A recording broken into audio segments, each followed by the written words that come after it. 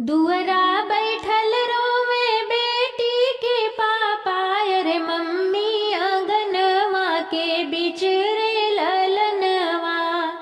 अरे मम्मी आंगनवा के बीच रे ललनवा।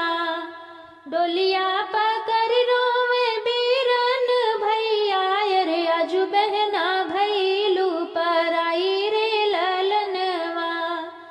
अरे आजू बहना भैलू पराई रे ललनवा।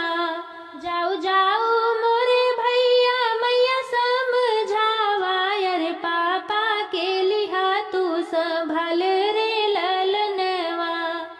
अरे पापा के लिहा तू संभल रे ललनवा। फिर लौटी आई सावन के महीनवा, अरे बहिनी के करा इंतजार रे ललनवा। अरे बहिनी के करा इंतजार रे ललनवा। लिहली जन्म भैया दोनों एक कोखिया, अरे कैसन विधाता लिखे भाग रे ललनवा। अरे कैसन विधाता लिखे भाग रे ललनवा।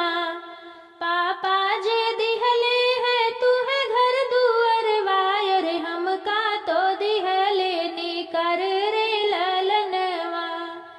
अरे हमका तो दिहले निकर रे ललनवा। धन्य हमरे पापा यो धन्य हमरी मैया, अरे कई दिहली आज दुई आँख रे ललनवा। अरे कई दिहली आज दुई आँख रे ललनवा। जेहि दिन ये भैया लिहली जन्मवा, अरे वही दिन लिखल पराया रे ललनवा। अरे वही दिन लिखल पराया रे ललनवा। जात बा